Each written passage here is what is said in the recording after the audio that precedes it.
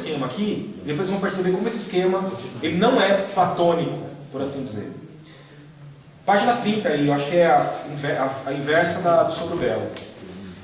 Fala assim, a beleza, então, beleza com B maiúsculo, com uma realidade que é identificada com o bem maiúsculo. Então é porque existe uma beleza e um bem, a minha alma, de alguma maneira, participa desse conceito. Em alguma medida, então, tem algo do divino ou dessas coisas intelectuais em mim, sem o qual eu não conseguiria identificar isso no mundo sensível. Há uma beleza no mundo sensível. Quer dizer que não tem só um sentido estético, mas moral também. Quando você fala de bem, ele fala de bem. Quando ele fala de bem, ele não está colocando bem no sentido moral. Não, é no sentido ontológico de bem. É bem em oposição ao mal. Mas não no sentido moral da palavra bem e mal. É no sentido ontológico, em que sentido? Bem é o divino. Mal é a ausência do divino. Aliás, eu estou adiantando aqui de que a resposta à questão da Teodiceia em Agostinho é nada inovadora. A resposta dele de que o mal não é uma substância, mas é a ausência da substância eterna que é Deus, não é nada inovador. Ele tira isso ipsis literis do neoplatonismo de Plotino. Tá bom? E a gente vai identificar isso claramente, se a gente conseguir, o tempo nos permitir. Então vamos lá. A beleza, essa beleza que também é o bem, deve ser colocada como a primeira realidade. Então vamos lá. Eu vou colocar aqui círculos, e eles não são a melhor explicação, mas como o próprio Plotino, em dado momento, aliás, o Reale sugere isso por causa de um texto do Plotino, então eu vou colocar assim por enquanto, e aí a partir disso eu começo a explicar um pouquinho a metafísica do Plotino, tá bom? A beleza, essa beleza que também é o bem, deve ser colocada como a primeira realidade. Então o que nós temos aqui? Nós temos como primeira realidade o bem. E nesse sentido a beleza é identificada com esse bem, que é o sumo bem. O bem absoluto. Tudo bem? Imediatamente depois dela vem a inteligência. É interessante essa palavra vem, porque assim, de fato, a inteligência, que vai ser um segundo círculo aqui em Plotino, bem aplicado.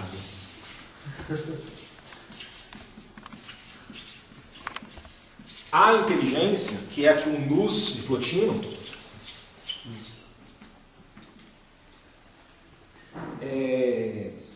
ela procede do bem. Nesse sentido, ela vem do bem porque ela procede do bem. Nesse sentido, ela é uma processão do bem. O Reale faz um adendo a isso, dizendo o seguinte: cuidado com usar o termo emanação, porque o termo emanação pode remeter a determinadas influências da religião hinduísta e budista que hoje nós temos, e eles lá não tinham. Então esse conceito, na verdade, não é de emanação. Ele prefere, então, para a gente não... Porque quando lança a palavra emanação, a gente remete à ideia de emanação religiosa. Então é por isso que ele evita a palavra emanação, ainda que ela possa ser usada, ele prefere a palavra processão, ou seja, aquilo que procede de algo. Nesse caso, a inteligência procede do bem. O que então é a inteligência? A inteligência é uma realidade segunda, porque o próprio texto diz, em primeiro vem o bem. A inteligência é uma realidade segunda, que provém do bem, porque transborda dele.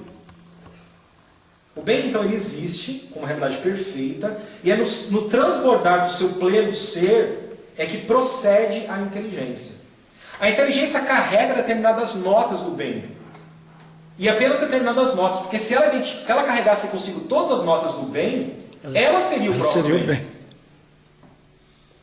Mas na medida, então, que ela carrega notas do bem, significa que em alguns aspectos ela se diferencia do bem. Por isso, então, é interessante a questão da ontologia do Plotino. Porque o que ele concebe é que existe um ser, esse ser, então, ele gera, nesse sentido de procedência, outras realidades que são diferentes dele. É um ser que gera outro ser diverso dele. Então, em primeiro vem o bem, a segunda realidade é a inteligência ou o nous, e a gente vai descobrir depois no texto, quando o bem, então, transborda a sua realidade, e então surge essa coisa, essa segunda realidade, que ainda não é inteligência, a inteligência só se torna inteligência quando essa segunda realidade que procede do bem contempla o bem. Porque ao contemplar o bem, ela se fia naquilo que é a essência do bem que foi herdada a ela. Então é só ao contemplar o bem que ela consegue ser aquilo para o qual ela foi, entre aspas, gerada. Não no sentido voluntário, de planejamento, que isso não tem nessa filosofia aqui. Não tem um bem com vontade, não é isso. Pessoalidade.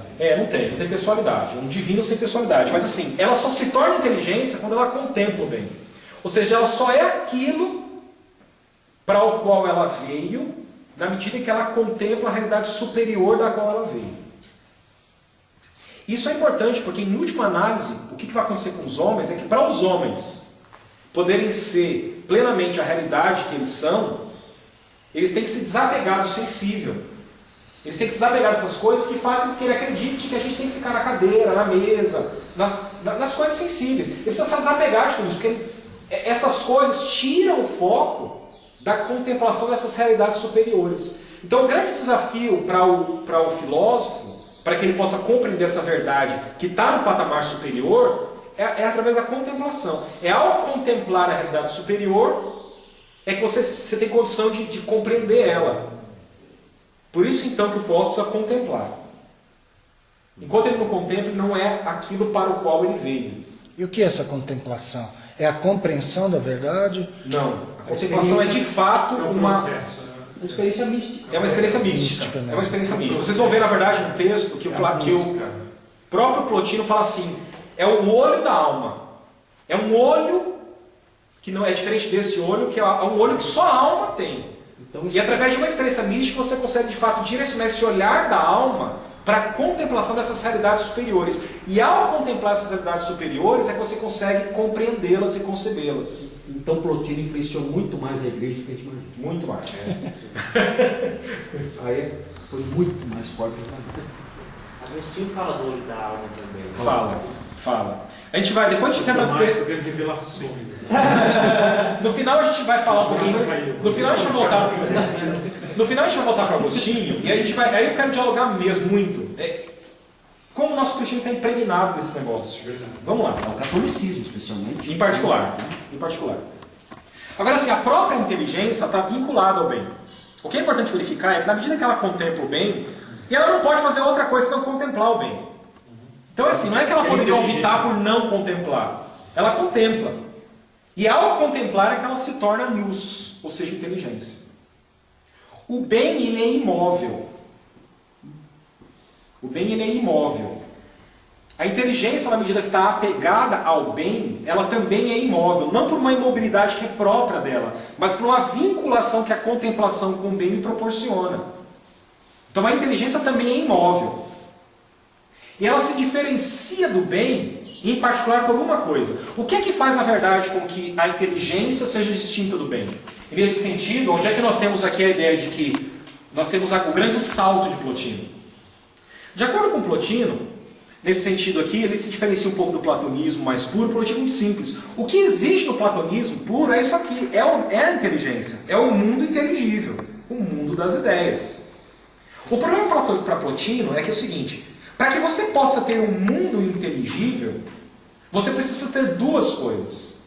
O ser que intelige, ou ser inteligente, e a coisa que é inteligida. Para que essa realidade possa ser uma realidade nesse aspecto de inteligência, é necessário você ter não apenas a ideia, mas aquele ser que concebe aquela ideia. Então o problema é que nessa realidade aqui da inteligência, o que nós temos é que nisso aqui nós já temos uma realidade diversa. No mínimo, duplo. Então perceba que, para Plotino, a inteligência não pode ser a realidade primeira por um motivo muito simples, ela é múltipla. Essa inteligência aqui, ela é múltipla. Múltipla em dois sentidos. Múltipla no primeiro sentido porque ela carrega consigo, para ser inteligência, essas duas coisas. O ser que intelige e a coisa que é inteligida. Ou seja, a inteligência e o objeto da inteligência. Se você não tiver essa correspondência, essa realidade aqui não faz sentido. E é múltipla num outro sentido também. Na medida em que no mundo platônico você tem ideias correspondendo com ideados. Então você tem a ideia e o ideado. Então, por exemplo, você tem a cadeira, é o ideado. Existe uma cadeira suprema. De novo, cadeira é um péssimo exemplo, mas suponhamos que seja possível fazer isso. A cadeira, então, ela está aqui diante de mim. Ela é só um ideado. Existe uma cadeira ideal, do qual essa aqui é só um simulacro. Essa é o ideado. No mundo ideal, ela é a ideia. Então perceba que tantas quantas forem as coisas ideadas, é necessário que existam ideias correspondentes no mundo suprassensível. Porque caso contrário, elas não podem ser. As coisas que aqui estão só podem ser na medida em que elas são um simulacro, uma imagem correspondente a uma ideia nesse mundo inteligível. Todas as coisas daqui derivam de um mundo suprassensível. Não que derivam, elas são uma correspondência imagética, imperfeita, simulacral de uma coisa. Não existe nada aqui que possa existir só aqui. Só que assim, isso já é uma marca tipicamente plotiniana. Plotino realmente acredita que existem homens, tantos quantos forem os números deles aqui na Terra. Então, existem humanos ideais, tantos quantos forem os números dos humanos aqui. E que Porque para cada ideal tem que ter uma ideia. Em Platão você não tem isso. É importante saber que em Platão você não tem isso. E que sentido tem nesse mundo? O quê? Se nós somos um simulacro nessa ideia de um mundo superior, qual seria o sentido desse mundo? Isso coloca o homem numa... Qual o propósito? Num subpropósito, um efeito, sei lá, até indesejado, um efeito colateral de uma realidade que faz sentido, enquanto a nossa não teria sentido. É exatamente isso. É isso mesmo? É exatamente isso. Para que serve a sombra? Não, a questão é o seguinte, aqui não é, a sombra não tem razão de propósito de existência. Ela é a consequência... E a sombra, se ela não existisse, não faria falta. Da ausência de luz, não é? Basicamente é isso. Então suponhamos que o bem... O sentido não está aqui. Não, o sentido não está aqui. Então a questão é a seguinte, o bem, ao criar uma realidade segunda, que é a inteligência, alguma nota do bem foi perdida aqui. A inteligência, para criar uma próxima realidade, que a gente vai ver qual é daqui a pouco, ela também perde. O que de realidade ela perde ali? É na ausência, é nessa perda de realidades, ou seja, nesse sentido mais fraco de ser, é que o mundo existe. Por isso Plotino em particular, vai chamar o mundo material de literalmente o mundo do não ser. Porque o mundo material só existe à medida mesmo que ele é a plena ausência, ou a quase plena ausência, disso aqui que é a realidade. Por isso que ele fala, isso aqui é ser. Um efeito especial com Isso, a outra realidade está ligando. E me diz uma coisa. Acho que o bem está ligando para a intensidade. Então perceba uma coisa. Você tem inteligência, então retorna. Então perceba o seguinte, o que é o mundo real? O que é o mundo real? O mundo real é isso. O que nós temos aqui nada mais é do que